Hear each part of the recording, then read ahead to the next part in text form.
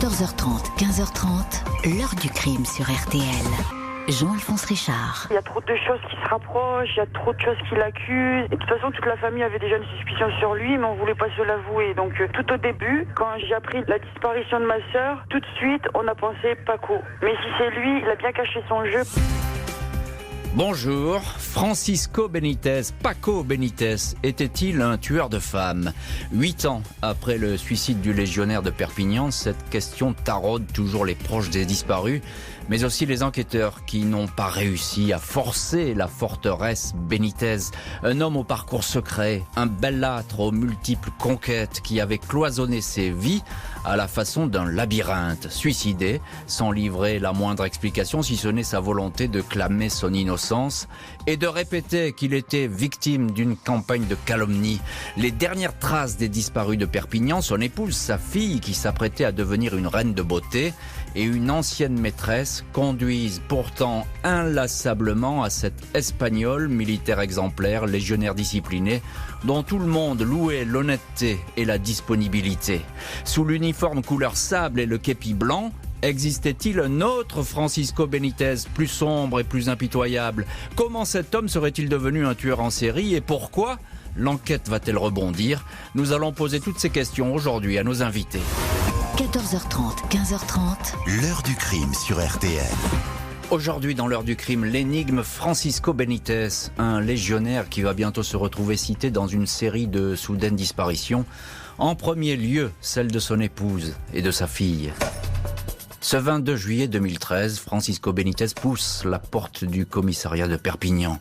Ce légionnaire espagnol, âgé de 50 ans, chargé du bureau de recrutement à la caserne Joffre, est venu avec l'intention de signaler la disparition de son épouse et de sa fille, toutes deux majeures, Marie-José Benítez, 53 ans, et Alison Benítez, 19 ans. Les deux femmes n'ont plus donné signe de vie depuis le 14 juillet, en milieu de journée. Elles seraient parties à Toulouse. Le militaire n'a pas le loisir d'expliquer quoi que ce soit. Trop de monde au commissariat ce jour-là. Il y reste 10 minutes. Son passage est simplement consigné dans le registre, la main courante. Il est déjà arrivé à son épouse de disparaître de façon inopinée. Le couple a souvent connu des hauts et des bas. En ce moment-là, il bat franchement de l'aile. Un avocat a été contacté pour fixer les modalités d'un divorce à l'amiable. À cause de toute cette histoire, Marie-Josée était d'ailleurs soucieuse ces derniers temps. À une amie, n'a-t-elle pas confié « J'ai quelque chose de difficile à faire, je ne peux pas t'en dire plus ».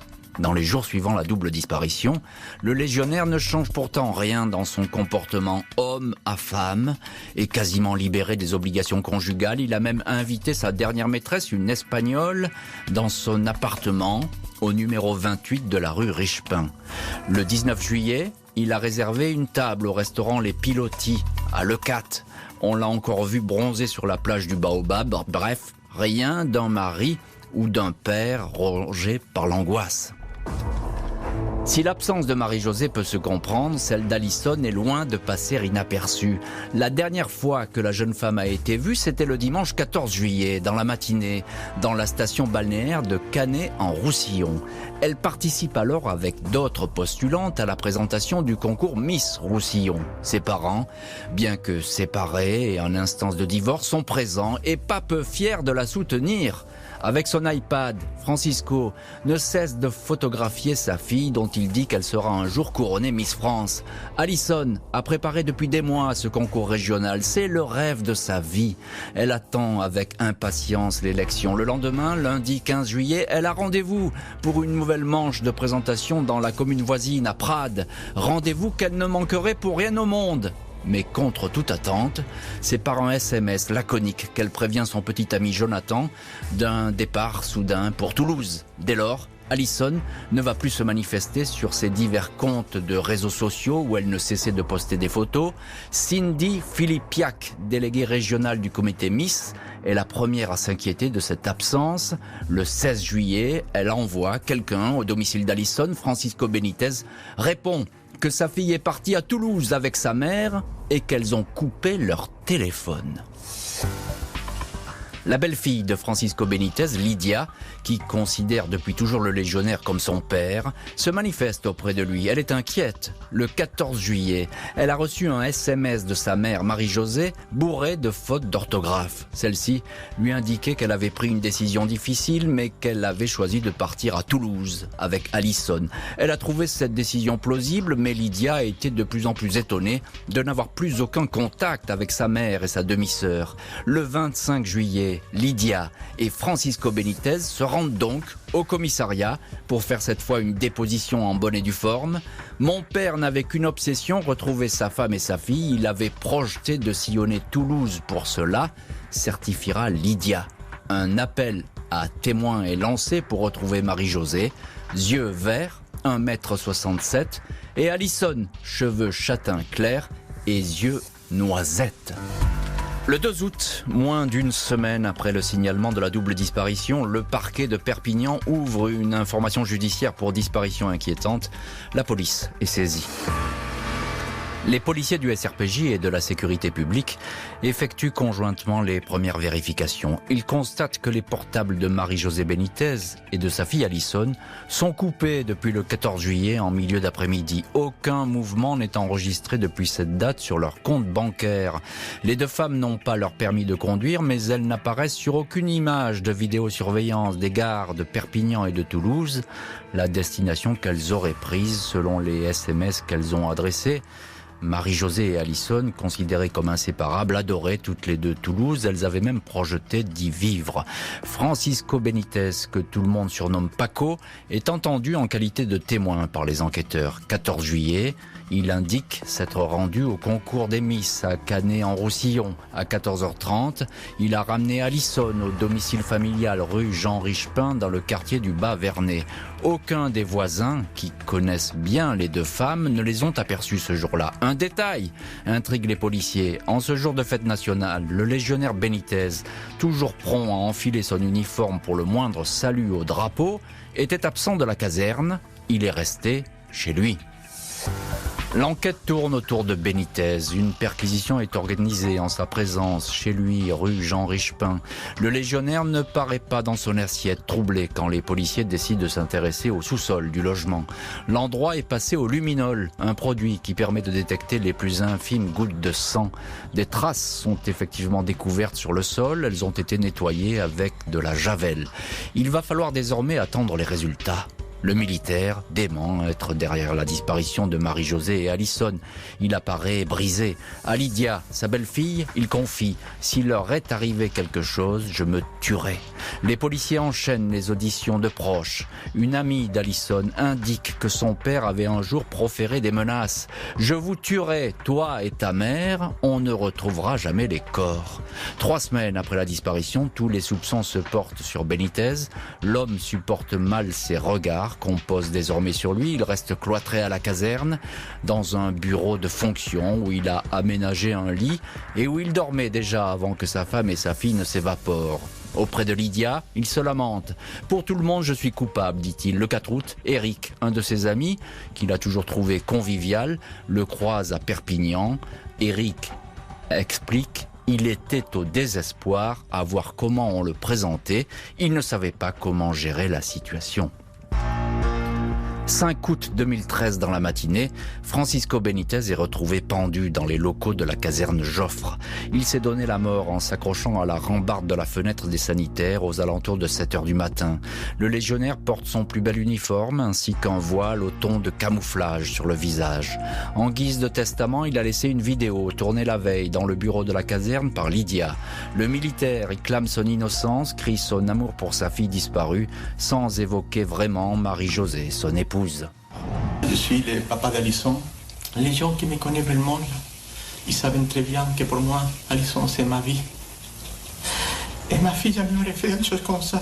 De ne pas donner des nouvelles ni des choses comme ça, c'est impossible. Je sais que c'est impossible. Pour ça, aujourd'hui, il y a beaucoup de choses qui nous passent dans la tête. Et on tient, mais c'est trop dur. On est à la limite d'exploser. Avant de mourir, il confie la vidéo à l'hebdomadaire Paris Match. Paco Benítez laisse aussi derrière lui une lettre où il répète qu'il est innocent, précise ses dernières volontés. Dans un ultime email adressé à son colonel, il écrit « Je vous demande, SVP, de ne pas me juger. Francisco Benítez amène avec lui une bonne partie de ses secrets. Malgré cette mort brutale qui les prive de leur témoin numéro 1, les enquêteurs vont aller de surprise en surprise. Francisco Benítez disparu, l'enquête reste ouverte pour retrouver son épouse Marie-Josée et sa fille Alison. Les policiers sont rapidement informés que le légionnaire apparaît derrière une autre disparition. En 2004, celle d'une Brésilienne de 39 ans, Simone de Oliveira Alves, à l'époque mère de 3 petits garçons et d'une petite fille. Une femme arrivée en France au milieu des années 90 et qui travaillait comme serveuse dans un bar de Nîmes. Benítez avait partagé sa vie et s'était occupé des enfants sans jamais révéler qu'il était marié depuis plusieurs années à Marie-Josée. Le légionnaire, très souvent en mission, revenait régulièrement à Nîmes jusqu'à ce que Simone découvre le poteau rose. Elle aurait alors décidé de le quitter. À la fin novembre 2004, et alors qu'elle avait déjà préparé dans la maison le sapin pour les fêtes de Noël et commençait à acheter les cadeaux, elle disparaissait subitement. À l'époque, les proches de Simone avaient pointé du doigt Paco Benítez auprès de la police locale. Celui-ci avait été entendu. Il avait expliqué qu'il s'était disputé avec sa maîtresse et que celle-ci lui avait envoyé un texto pour lui dire qu'elle ne reviendrait pas. Impossible de savoir si ce texto avait été vraiment envoyé par Simone. Celle-ci ne réapparaîtra jamais. Benítez ne sera jamais inquiété. 9 ans après la disparition de Simone, dont le scénario correspond étrangement à celui de Marie-Josée et Alison, une nouvelle enquête est ouverte à Nîmes.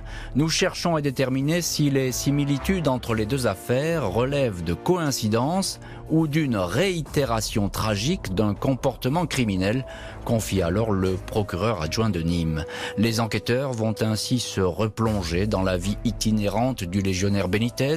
Il n'a cessé de changer d'affectation, l'île de Mayotte, Saint-Christol d'Albion dans le Vaucluse, Marseille, Saint-Gilles dans le Gard ou encore Perpignan. Les fichiers concernant des personnes disparues sont examinés. Un détective privé évoque à ce moment-là la mort inexpliquée début 2000 de Sandra Martin, amie proche de Simone de Oliveira Alves. À cette époque, Benítez était en poste à une centaine de kilomètres de Tarascon-sur-Ariège, là où demeurait la jeune femme. Francisco Benítez serait-il un tueur en série dissimulé depuis des années derrière son uniforme de légionnaire ? Les enquêteurs n'excluent pas une telle hypothèse, d'autant plus qu'une découverte macabre va renforcer leurs sentiments. Les policiers avaient déjà détecté de nombreuses traces de sang au sous-sol de la maison de la famille Benítez à Perpignan. Ils avaient également saisi les passeports de Marie-Josée et Alison, éléments permettant d'exclure un départ prolongé et lointain. Cette fois, des traces ADN appartenant à Alison sont prélevées dans un congélateur entreposé par Benítez à la caserne Joffre. Un témoin indique avoir aidé à transporter le fameux congélateur après le 14 juillet jusqu'à la rue Jean-Vieilledent, l'adresse de la Légion. D'autres traces ADN sont relevées dans un lave-linge. Il apparaît que le militaire a méticuleusement nettoyé ses appareils ménagers ainsi qu'un tapis de sol en utilisant de l'eau de Javel. De toute évidence, le légionnaire a voulu éloigner le congélateur de la curiosité des enquêteurs. Hormis ces traces, les corps des 2 femmes demeurent introuvables. Le 9 août, les enquêteurs entendent la dernière maîtresse de Francisco Benítez, une Espagnole à laquelle il rendait fréquemment visite à Barcelone, à 2 heures de route de Perpignan. Il lui avait promis qu'il viendrait un jour s'installer avec elle à Barcelone ou en Galice. Il lui a très longuement téléphoné dans la nuit du 4 au 5 août aux alentours de 4 heures du matin, quelques heures avant de se pendre. Elle est sa dernière correspondante, cette femme blonde prénommée Maria Teresa, mariée, 46 ans, employée à la sécurité du consulat de France, était donc assez proche du militaire pour recueillir ses confidences. Son audition, toutefois, ne livre aucun secret. Maria Teresa ne peut apporter aucun détail important. Elle explique que cette nuit-là, son amant lui avait fait part de sa douleur d'être soupçonné. Il avait clamé son innocence et affirmé qu'il n'avait rien fait de mal à Marie-Josée et Alison. Maria Teresa l'avait trouvé complètement déprimée et avait cru à sa sincérité. Impossible de retrouver les dépouilles des femmes disparues dans cette région que Benítez connaissait comme sa poche et arpentait régulièrement. Les fouilles à la recherche du moindre ossement ou du moindre indice vont durer des semaines. 10 septembre 2013, une campagne de fouilles est lancée dans le secteur de Leucate, notamment autour de la station d'épuration de la commune et d'une pinède. Les moyens déployés sont exceptionnels et je pense que l'on aura des réponses à nos questions, confie alors maître Philippe Capsier, l'avocat de la proche famille des disparus. Des proches qui, selon l'avocat, veulent des réponses à leurs doutes et leurs interrogations. Les fouilles vont se prolonger jusqu'à la mi-octobre. Une première campagne qui ne donne rien, mais les enquêteurs vont rester fixé longtemps sur ce périmètre de Leucate, un lieu où semble-t-il le légionnaire avait ses habitudes. Son téléphone portable avait été localisé ici à plusieurs reprises les nuits suivant la double disparition. Le 23 novembre 2016, des ossements sont découverts dans cette zone sauvage sur une plage. L'expertise conclut à des ossements d'origine animale. 8 ans après l'évaporation de Marie-Josée et Alison, les secrets de leur mort demeurent bien gardés. L'enquête n'a à ce jour pas permis de remonter la piste des disparus, tout comme celle d'une précédente absente, Simone de Oliveira Alves, le légionnaire Francisco Benítez, surnommé Paco, ayant emporté dans sa mort le plus terrible des secrets. L'heure du crime, présenté par Jean-Alphonse Richard sur RTL.